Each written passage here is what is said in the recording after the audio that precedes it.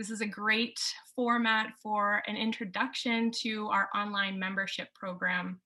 So that's exactly what we offer. We offer 3 different movement modalities, which you'll get a little brief introduction to this evening. And what we've created is this online membership that is very accessible.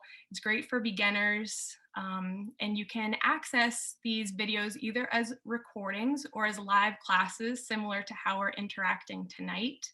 So you have a couple different options and you can participate from anywhere if you are traveling or if you just want to practice some exercise and some different types of movement from the comfort of your own home. So together, Lisa, Jim, and I, we are the 3 instructors. You'll hear first from Lisa. She's going to introduce to you some self-myofascial release. Jim is performing some movement for longevity, so really great for your balance and coordination. And then I will do some yoga. If you've done yoga before or you are a true beginner for yoga, tonight we're all going to be focusing on relieving tension. So we tend to be really tense a lot of the time and we could be stressed out. We have a lot of things going on in our individual lives and as a collective. So that tension can really start to build up within the physical body. And we're going to help you today with relieving some of that tension.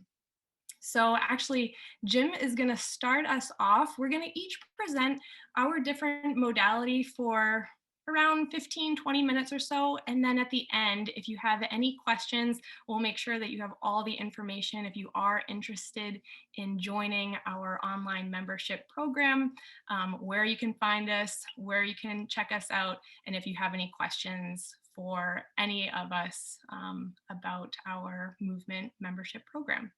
So with that, we're going to get started with Jim. I think he's going to be focusing on the neck and the shoulders with movement for longevity. Thanks, Megan. Yes, so I'm going to keep it fairly simple today. So movement for longevity, for any of you who have not been to one of my classes, I always do some balance stuff in the full class, and then I do other things like relieving tension, getting you more mobile, and then, of course, I do things like functional movements, like helping people learn how to get down to the floor and back up with ease and whatnot. Um, with the limited, and we do some strength stuff as well. So there's lots of different stuff. So there are some things I do pretty much every week, and then there's a sprinkling of other things that come in and out. I mean, sometimes I have visual drills and all types of fun brain stuff that I do. So for today, what I want to do is just focus on a little bit of training the muscles around your neck to relax, getting some increased range of motion through your cervical spine, and then a little bit improving your own brain's map of your cervical spine. So your proprioception, your sense of your body in space. So the first thing I want you to do is we're all gonna just go through some motions to get a feel of where we're starting. So just as simple, if I just nod down, and I just want to get a sense of how it feels. And what I hope for is that the restriction of the movement is coming from the back when I go to the front. So if for some reason you're feeling compression in the front, you need to listen to your body and take it very easy. But if you're feeling the stretch in the back, just get a sense of how much motion you have. And then you can look up. And again, you should hopefully feel a bit of a stretch in the front of your neck. You can also turn to the right a few times, just get a sense of how much movement you have, and then turn to the left, and see where you feel it. Hopefully you feel it on the opposite side, and that's what's limiting you. And you can also laterally flex to the right and to the left. So that's just basic, where do I actually feel it? So now what we're going to do is we're going to go through each of those a little more deliberately, and we're going to see if we can give some hygiene to our cervical spine. So we're going to go back to this nodding motion, and I just want you to do 3 nods. And on the third one, what you're going to do is you're going to just try to get your chin closer to your chest and just press into it, contract that muscle a little bit, and then relax.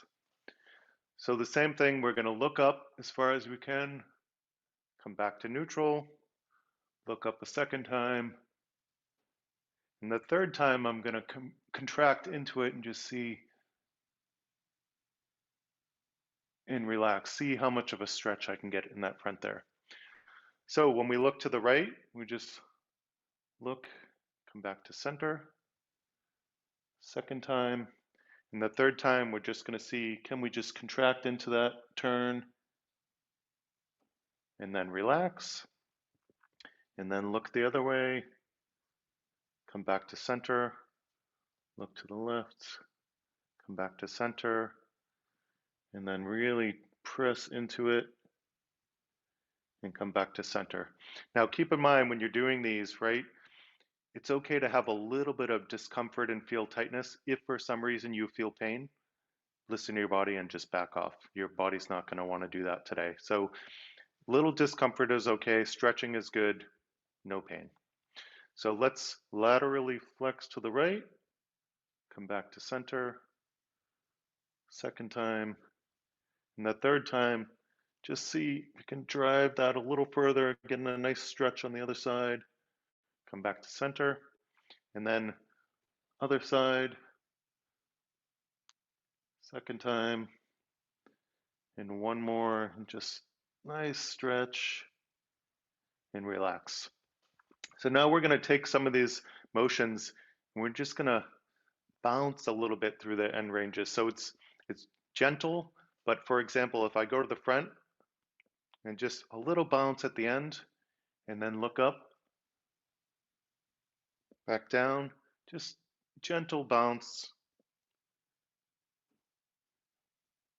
Just this stretching and compressing of these tissues is just getting the fluids to flow nicely, a little hygiene for our spine. So same thing if we look to the right and then kind of bounce off the end and then go to the left, just little bounces. Let's just do 3 to each side. Relax. And then same thing side to side. So, and the motion might be small. Just find your own edges and go with it. Okay, so now that we've really loosened things up and warmed things up a bit, we can work on expanding the range of motion a bit. So one of the things we can do is if I nod all the way down and then I just put my hands on the back of my head and I'm going to press against my hands while I resist. Then I'm going to relax and see, can I nod a little deeper? And then I'm going to press against my fingertips, relax, go a little deeper. One more time, press against those fingertips, relax and go a little deeper. And that's just training the muscles to relax a little bit. So if I look all the way up, I'm going to hands on my forehead, press against my fingertips, then relax. See if I can look up a little higher. Press against the fingers, relax, look a little higher, press, relax. So if I look all the way to the right, I'm just going to take my left hand and I'm going to press against my left hand, then relax and see if I can turn a little more to the right. Press, relax, press, relax. Look to the left, so then I take my right hand, press against the hand, relax, turn a little further, press, relax, press, relax.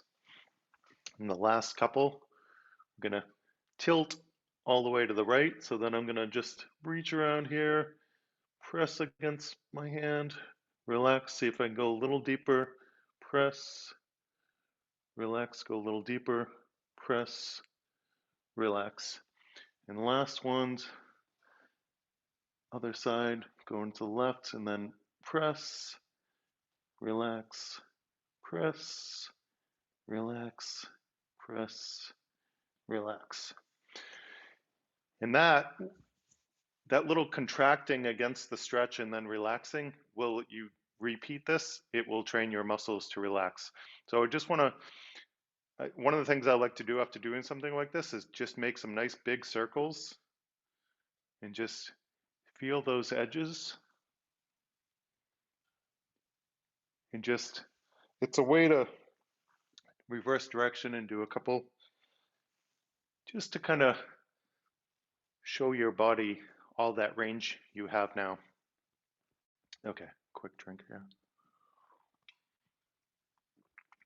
Okay, another thing we can do is we can mobilize our skull a little bit.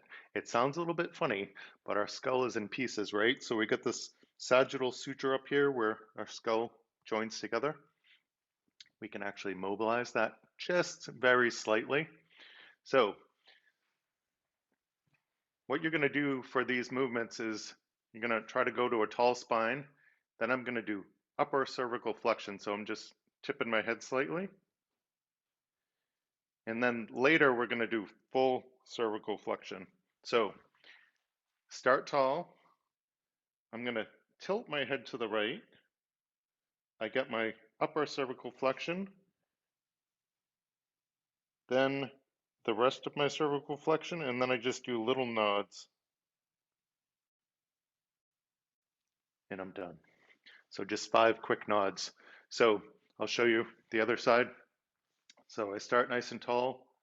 I tilt my head to the left, do that upper cervical flexion, then the rest of my cervical flexion, and then little nods.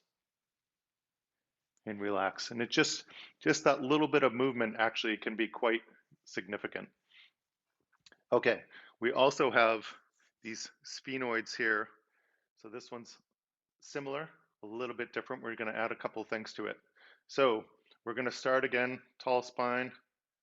We're going to tilt to the right and then turn to the left.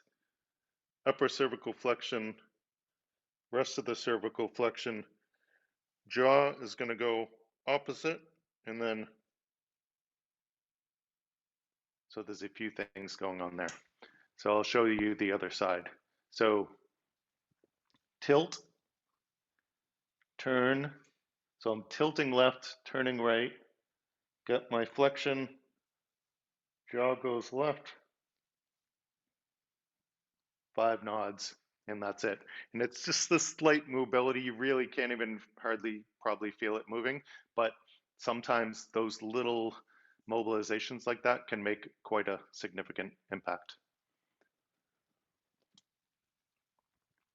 Okay, last couple of things we're going to do for that is, again, go to this, pull your head back, get this little cervical flexion going, and just wobble your head back and forth a little bit. And then relax, give yourself a little break. And then same thing, we're going to pull back, do that little upper cervical flexion, and just nod, or sorry, turn left to right.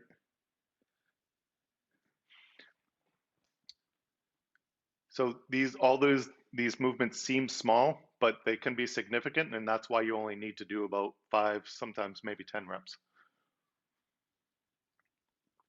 Okay, just checking the time. Okay, we've got a couple more things we can do. So one of the things is, I love to do 3-dimensional things, right? So one of the things we see is we're moving forward to back, we're doing rotation, we're doing side to side, but we can take advantage of this and you can do these 3-dimensional movements at different ranges. So if we go back to some of the early stuff we did, so if we nod down and then just slight turn your head in each direction, 3 to each side, then stay nodded and just laterally flex 3 to each side. And one of these things this is going to do is just improve the map of the joint for your brain, which is going to help your brain relax and give you more range.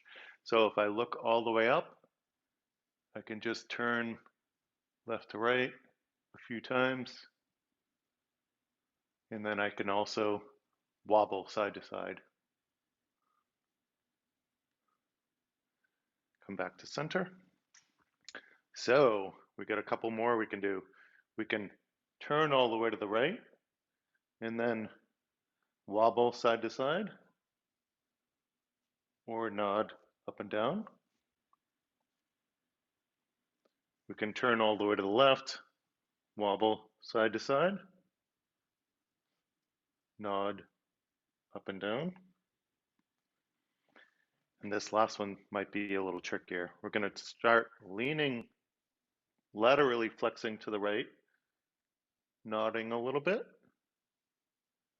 and then turning left to right. And then we can also tilt to the left, nod up and down, and then turning left to right. And one of the things you might notice is different ones are more challenging than others. So those side to sides is really where I felt the stretch.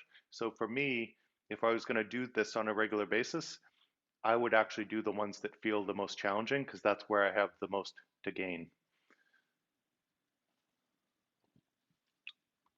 Okay, I'm going to give you one last one before I hand it over to Lisa. What we're going to do is we're going to improve the map of the joint even further by pretending the tip of our nose is a pencil, and we're going to do some cursive letters. So there's going to be two versions. The first one, what I'm going to do is I'm going to look at the camera. So I'm going to try to stay focused on the camera. Tip of the nose is a pencil, and I'm just going to start drawing letters. So you just draw the letters on your own. So focus on something, and then just start drawing letters.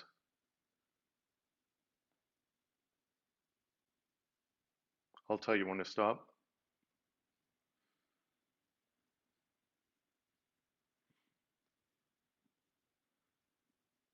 Okay. And the idea is that it doesn't have to be letters. What you want to do is you want to do something complex where you have to pay attention, but you're moving your nose as this driver, which is getting your head to move in all these strange positions that it maybe doesn't normally do, but that actually will help your brain map the joint. In the last version that we'll do, the second version, we're going to do the same thing, but you're going to close your eyes. So it's going to give you a different stimulus. If you are standing up during this, you just make sure you're in a safe spot. If you're seated, you should be okay. If for some reason you feel woozy from doing stuff with your eyes closed, then just be cautious about doing this. But you can, one of the benefits of doing it with your eyes closed is you can make the movements bigger because you're not trying to maintain your focus. So you're just going to close your eyes and then see how big you can draw the letters with the tip of your nose. And we're going to do it for about 10 seconds or so. So get through as many letters as you can. So proceed. Bigger letters are more challenging than smaller letters. So if you're ambitious, make your letters really big.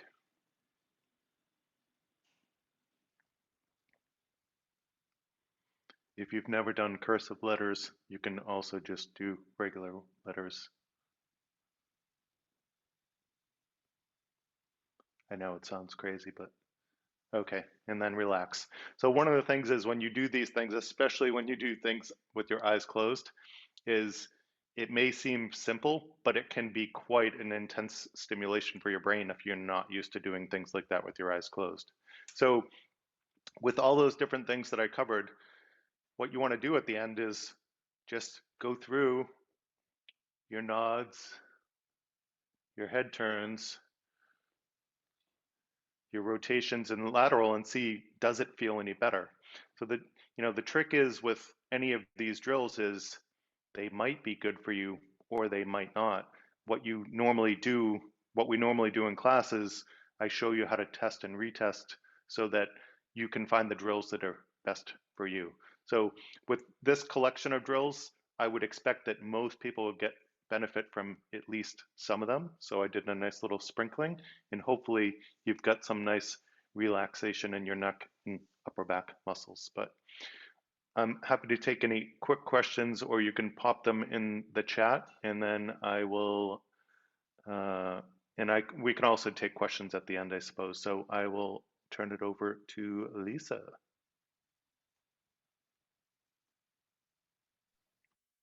All right. Hello. Welcome. So the class that I teach is self-myofascial release. So just a little bit about the fascia. It's a connective tissue.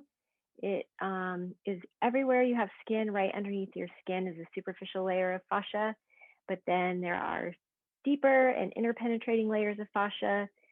So the fascia surrounds all muscles and organs. It interpenetrates all muscles, some organs, and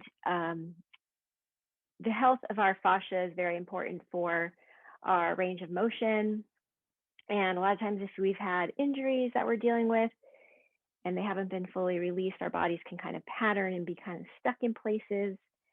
So the techniques of self-myofascial release help to kind of repattern the fascia. So just a very basic, simple little explanation of the fascia, because in case you weren't sure what it was. And we're going to work on the low back, looking at tension in the low back. And how we're going to start is with a blanket roll, or if you have a foam roller, you can use a foam roller. I will use the blanket roll. If you're not comfortable getting down on the ground, that's okay. You can do these same things against the wall. So as you see my body laying down on the floor, just imagine, or even if it helps you to tilt your screen up, to imagine my feet are on the floor and I'm standing up.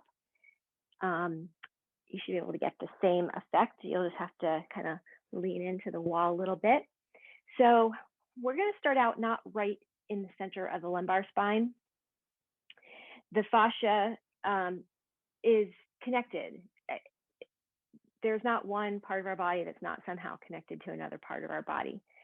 And we're going to start working the lumbar spine, the low back, but from above it and below it. So we're going to start with the latissimus dorsi, which is a large muscle. And if you just, for ease of finding it, just if you take your hands to this bottom of your rib cage, if you can take your fingers to the back, basically that's the bulk of your latissimus dorsi. The fascia does come down into the lumbar spine, but where we're going to be working is that rib cage area below your shoulder blades. So we're going to lay down onto this blanket roll just at the bottom of my shoulder blades, and I'm going to hold my head up in my hand just to have that nice pressure there. And just relax. And if that's too much for you, you can release your head back, and the floor is kind of far away. So you could take a block or a pillow or blanket to put a little prop behind your head if that's helpful. I'm going to pause you for just a moment. I apologize. My computer just told me my battery is dying. Poor planning on my part. Real quick, plug myself in so that you don't lose me. There we go. Okay. So coming back to that upper back or mid back below the shoulder blades, and just land there. So just the pressure of, you should hopefully be able to be pretty comfortable. You can hold your head in your hands. You can bend your elbows to kind of hold yourself up. It doesn't have to be like you're doing a sit up with your arms out. So just really find a comfortable place where you can feel supported with your head in your hands. And we're going to get a little bit of movement here. And we're just going to kind of bend side to side. So think of drawing your shoulder, like your right shoulder towards your right hip, and then your left shoulder towards your left hip. So we're making a connection in that superficial layer of fascia through the skin. So the skin and the superficial layer of fascia right under the skin. And we're kind of pinning that down a bit and causing the superficial and the deep layers to scrub against each other. So a little shearing motion, very hydrating. The hydration of these tissues is very important. make sure you're breathing. So not holding your breath. And if it's uncomfortable to move side to side, it's okay to find stillness, maybe a little rocking side to side instead. And again, if your head is supported, that's okay too. You can still get that little bit of motion. You might rather do the rocking side to side instead of the bending side to side, but the motion doesn't have to be big, so you can scrub. So remember imagining holding on to that skin and superficial layer of fascia and getting it to scrub against the deeper layers.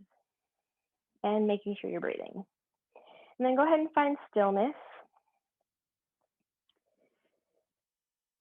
And then we're going to remove that blanket roll and just land on your back for a moment. And if you're standing, just stand up. Maybe you can rest your back against the wall and just take a little notice of any sense of sensation. You may have some greater sense of sensation of like fluid moving through there or a bit of release, or you may feel nothing at all.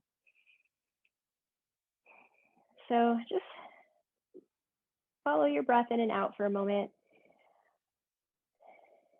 and just notice. So I should have had to do this before we started, but before we move on to the next body part, we're just going to take a gentle little twist. So if you're laying on the floor, your knees are bent, your feet are flat on the floor, just go ahead and let your legs windshield wiper side to side and just notice how your low back feels. If you're sitting in a chair, just use your upper body to kind of twist from side to side, just gently. It doesn't have to be a very big twist. Just notice how deep you can go, if you notice any tightness anywhere. And then we're going to take our blanket roll. So again, anytime you're on the floor, feel free to support your head. So even if we're not on equipment, if you're uncomfortable with your head all the way on the floor, grab a pillow and tuck it in there, an extra blanket. If you have a block, whatever you could prop your head up with is perfectly fine. So we're going to take the blanket roll now and lift our hips and place the blanket roll underneath our sacrum. So if you're not sure where your sacrum is, it's at the bottom of your spine, so kind of underneath your glutes. So you want to land and feel very secure.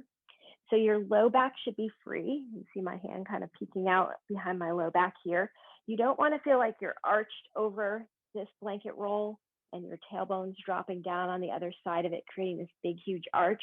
We just want that nice support and feel like your glutes, your hips kind of squarely land onto the blanket and you feel very stable right there.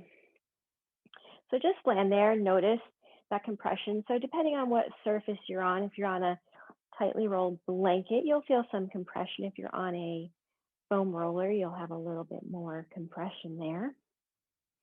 So just land here, connect with your breath. So important thing working through self-myofascial release is making sure that you can continue to breathe through the process. We don't want to hold our breath. We want to communicate with the nervous system that it's safe and it's safe to release and relax. So we're going to float the knees above the hips. And if this is not accessible for you, that's okay. You can leave your feet on the floor. If you're against a wall, you're going to keep both of your feet on the floor, but maybe bend down a little bit, walk your feet a little bit away from the wall so that you can really get some pressure into that blanket roll or foam roller. And then again, pause and breathe and notice how that feels here, adding that added pressure with the weight of your legs floating above your hips. And then we're just going to gently rock the legs side to side. So moving very slowly. So moving towards that outer gluteus maximus. Mostly we're hitting on the gluteus medius and minimus as well. Virtually impossible to actually separate and just work one muscle. We're always kind of getting those layers of muscle and fascia there. And just notice how you feel. So just a light movement. So if you imagine your knees at 12, move between the 10 and 2 mark. And if 10 and 2 are too far away, then go anywhere in between there. And then we're going to go ahead and find stillness over at the 2 o'clock mark, or maybe it's 1:30, or maybe it's 1 o'clock for you. And just pause and breathe and notice how that feels. And we're going to start to make little tiny circles with those knees. Imagine you're drawing circles on the ceiling with your knees.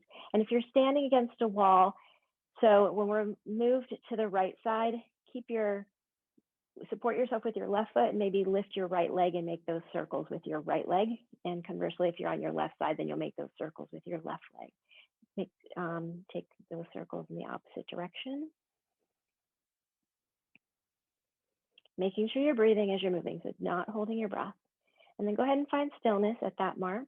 And then just take your legs, imagine you're kind of walking. And again, if you're against a wall, you're just using your right leg to make these motions, or your left leg, whichever side you're leaning to. And then go ahead and find stillness at center. Come back to that 12 o'clock mark. Take a breath in and out. And then we'll drop the knees over to about 10 o'clock. And again, if 10 o'clock is too far for you, anywhere between that 10 and 12 marker, land there, connect with your breath. And then we'll take those little circles with the knees. Imagine you're drawing circles on the ceiling, connecting with your breath.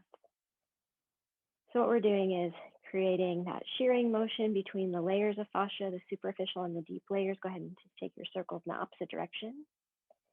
So hydration is key for this fascia connective tissue, and this helps hydrate those tissues. So go ahead and find stillness, and we'll take the little marching action with the legs. So keeping the body as relaxed as possible, connecting to your breathing. And we'll go ahead and find stillness, and we'll exhale and come back to center. Release the feet to the floor with the hips. Go ahead and remove the blanket roll out from underneath your hips and pause there for a moment and notice. So you can extend your legs out, or you can keep your knees bent with your feet on the floor. Notice any sense of sensation that you have there. Maybe take that little windshield wiper to the legs back and forth once more, or whatever form of twist is appropriate for you. And then we're going to go ahead and grab our myofascial ball or tennis ball, whatever you have. And we're going to get at our piriformis muscle. So we're going to do one side at a time. So if you look, or imagine your glutes, which are your seat, right? That thing we sit on all the time. Look at that as a bullseye. And we're going to place the ball right at the center of that bullseye and just land. So you're going to be a little lopsided, and that's okay. Can just kind of feel around and find your sweet spot. So with myofascial release, it's all about finding the spot that's just right for you. So if I guide you to a spot and you don't really feel anything, maybe move a little higher or lower, maybe in a little bit, out a little bit. And if you're feeling, if it's too intense where I ask you to place the myofascial ball, same thing. Go ahead and take a little bit of movement in or out or up or down to find your sweet spot. So from here, you can take your knee and externally rotate it. Maybe you'll find a little bit deeper. You can straighten that leg. And again, if you landed there and didn't really feel anything, start to take those motions. So externally rotate the leg, maybe straighten the leg. So for me, when I straightened my leg, then I started to feel that sensation in the piriformis muscle there.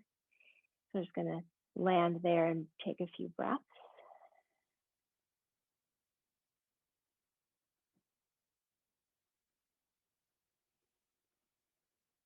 Just easing, letting the body relax. So if your breath is holding and you have a lot of tension in the breath, or it's catching, or you find yourself, really sucking in and holding your breath, go ahead and back off and then come back to it, maybe a little more gently, maybe put a layer of blanket between you and the myofascial release ball. And through your next exhale, we'll go ahead and release, come off the ball, and just pause for a moment with the ball out from underneath you and just notice the two sides. And then we're going to take the myofascial release ball and hit on the other side. So for me, I'm on my left side now. And again, looking at that left side of the glutes as a bullseye and finding right in the center there. And again, moving up or down, in or out a little bit to find your sweet spot. Again, you can also take that leg into external rotation, or you can extend the leg straight out, or any combination of those movements to really get into the spot that's right for you.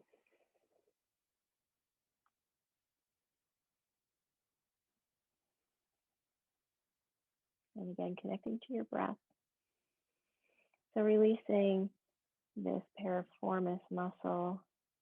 So through the glutes, we're working the gluteus maximus as well. So again, that fascial connection to the low back, even though we're not directly working the low back. And this will also set us up for Megan's portion of the training, which I believe she's going to be getting into the hips. So this will also help release the hips a little bit and set you up for some nice yoga work in the hip area. So let's take one more breath. Your next exhale, we'll go ahead and release the myofascial ball from underneath. And just pause for a moment. So pausing however you prefer. Your legs can be extended in a type of Shavasana position, or if you like your knees bent with your feet on the floor, your choice, whatever feels the most comfortable to you. And we'll take that little twisting side to side, little windshield wipers there.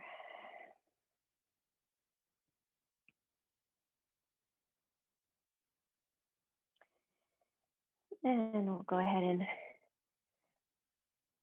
sit upright, or I'll pass the mic over to Megan, and she can continue with our yoga. And again, like Jim said earlier, if you have any questions, feel free to put them in the chat, or afterwards we'll open up the mics, and if you have any questions, we'll be happy to answer them for you.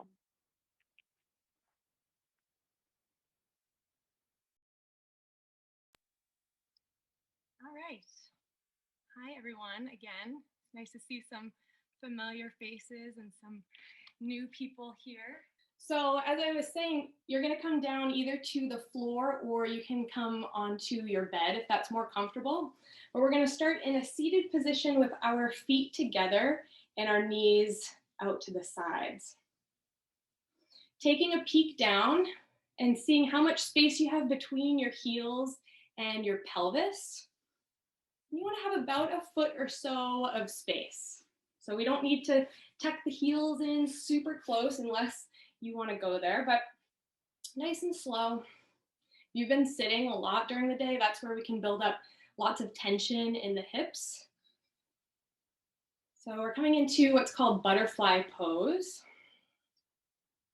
And your knees might be close to the ground, or they might be up towards the shoulders, and whatever your body looks like is a-okay. We're starting from all different points here. You've maybe never done yoga before, or I know some of you here practice yoga quite regularly. So you can bring your hands to your feet or your ankles, and we're going to start to find a little flutter of our butterfly wings. Just a gentle pulse, nothing too crazy, nothing too extravagant. Some slow pulses, starting to warm up the hip joints if you have been seated or still for a good portion of your day.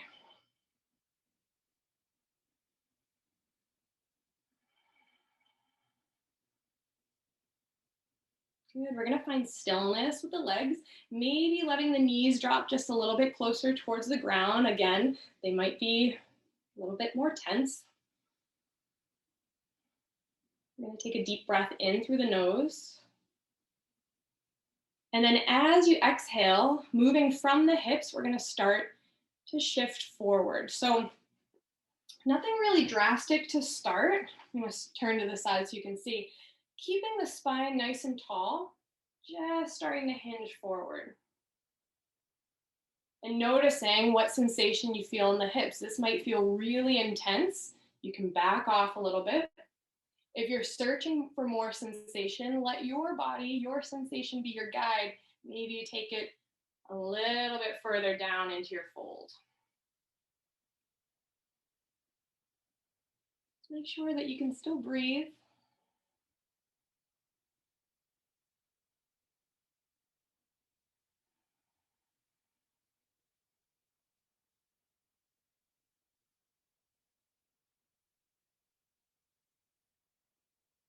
And on your next breath in, we're going to slowly come back up, sitting up nice and tall. Now you can take your hands to the outside edges of your legs and lift the knees back up to center. We're going to take our hands behind us, so whether you're on the floor or on your bed, we're going to take the feet wide. We're going to do a similar windshield wiper-like movement like Lisa had us doing. So just from side to side, letting the knees drop to one side and then the other. And you can start to match your breath to movement here. So inhale when the knees come up, exhale as they drop to either the left or the right.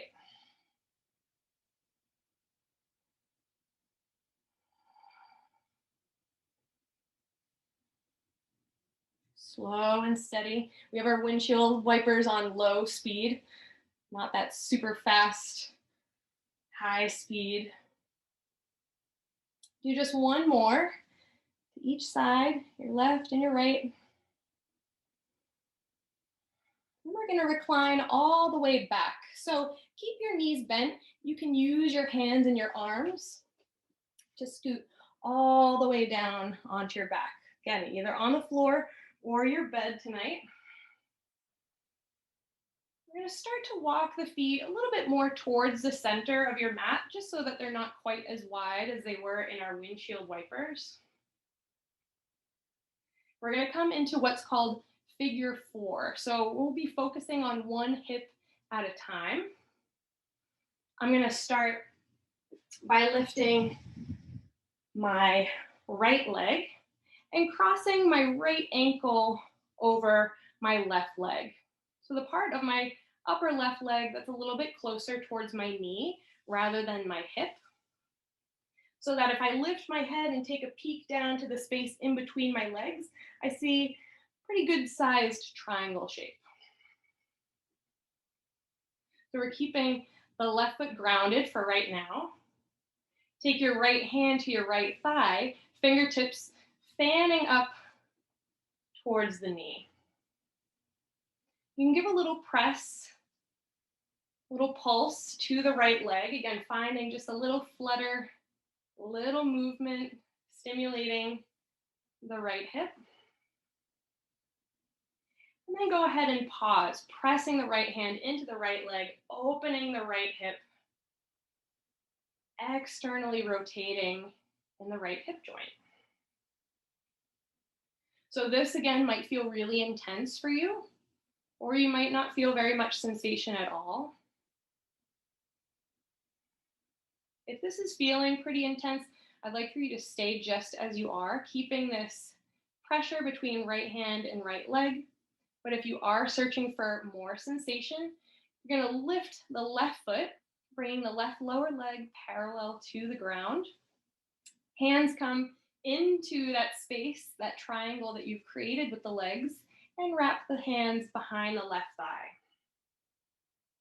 Now again, you're in complete control here. If you pull the left leg in a little bit closer towards your chest, there you might feel some heightened sensation in the right hip, the right glute. We're keeping the head and the upper back grounded. Keep a little bit of activation in both of the feet. Take another breath in and out.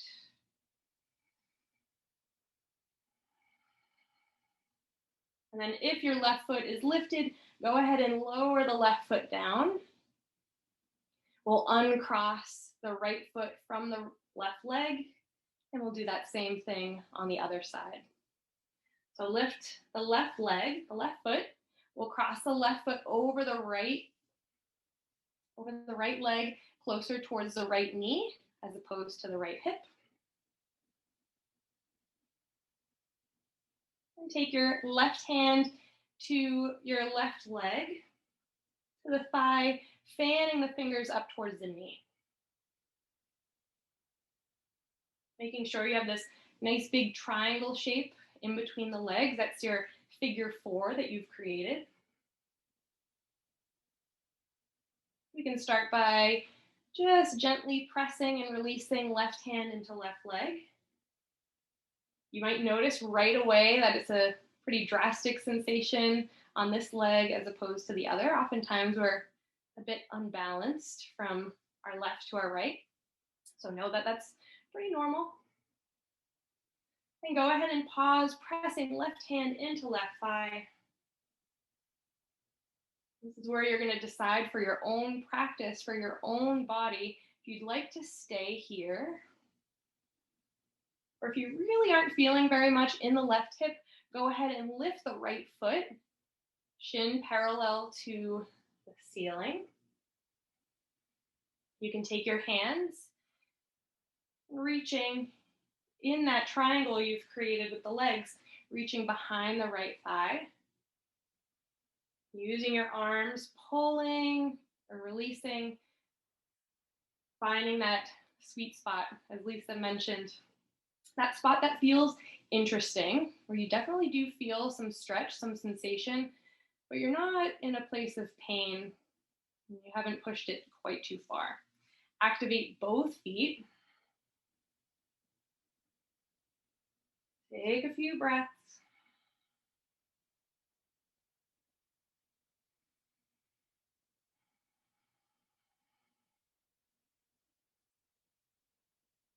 And then if your right foot is lifted, go ahead and lower the right foot down. We'll uncross the left foot from the right leg. And again, take your feet wide. If you're on a mat tonight, bring your feet as wide as your mat. If you're in bed or just on the floor, just take your feet wider than your hips.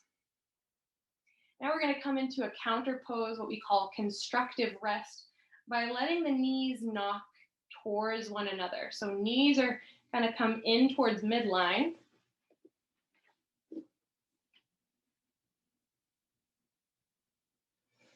We're just going to let the weight of one leg kind of balance out, cancel out the weight of the other leg.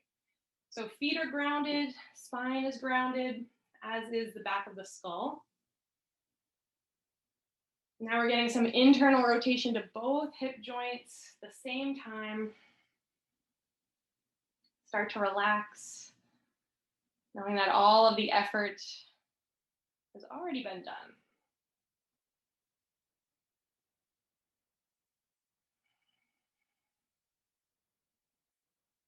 Just a couple more breaths here in this constructive rest pose, knees pressing into one another.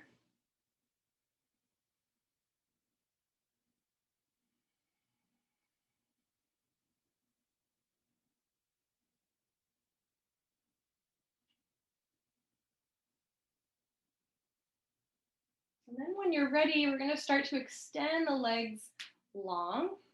So straightening the legs out. You can keep some space in between the feet and bring your arms alongside your body, coming into Shavasana or corpse pose.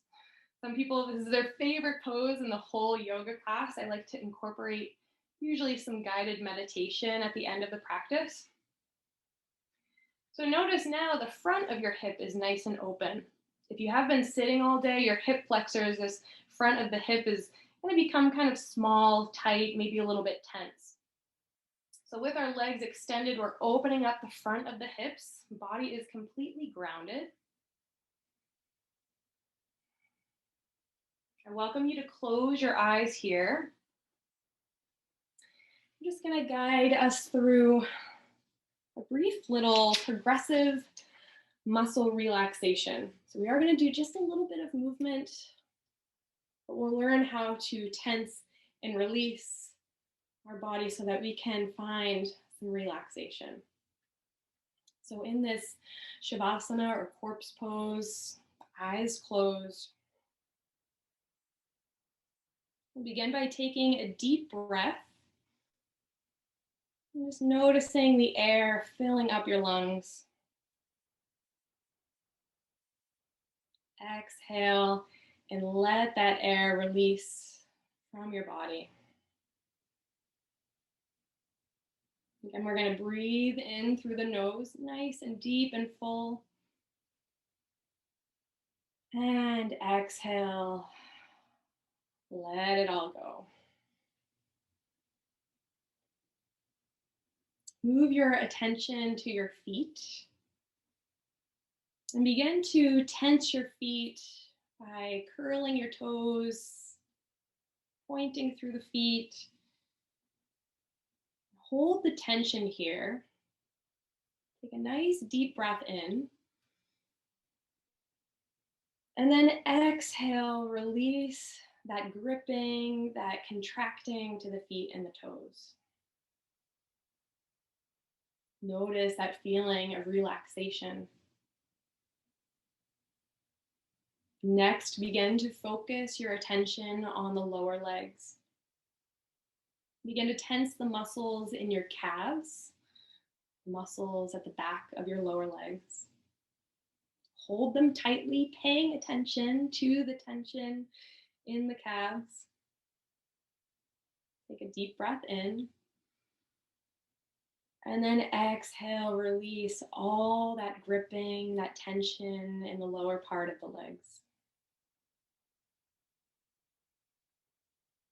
Bring your awareness now to the upper legs and to the pelvis. Tensing the muscles here by squeezing the thighs together. Making sure that you feel tense without reaching strain or discomfort. Take a deep breath in. And then exhale, release all of this tension that you've cultivated in the upper legs and the pelvis. Now bring your awareness to your stomach and your chest. Find some contraction to the abdominals, a little tightness to the chest. Holding here. Take a deep breath in. And then exhale, releasing all of that tension in the belly and the chest. Tense the muscles in your back by bringing your shoulders slightly towards one another on the back body. Holding them here, giving a good squeeze. Breathing in. And then exhale to release that tension in the back body. Bring your awareness to your arms, all the way from your hands to your shoulders. Start to hold here, creating fists, gripping and contracting the muscles. Take a deep breath in. And exhale, release the hands and the arms down. Moving your awareness now to the neck and to the head. Starting to grip and hold, squeezing the muscles of the face and the throat. Take a breath in here. And exhale, let the face soften. And all the muscles of the head relax. Finally, start to tense the whole body. Gripping and holding as many places as you can. Take a breath in through the nose. And then exhale, release. Releasing entirely. Just feeling the weight of the body as it presses down into the floor or to the support of your bed.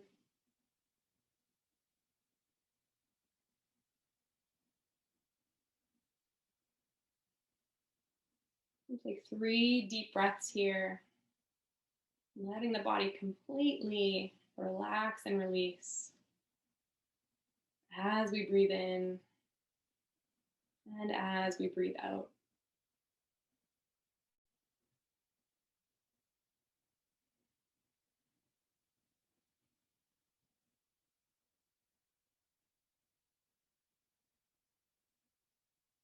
And we'll slowly start to reawaken the body, being really gentle here as you maybe wiggle the fingers, as you roll the feet and the ankles, or let your head rock slightly from side to side. When you feel ready, you can start to open the eyes, rolling to one side. And take your time now as you begin to press your way up back into a seated position.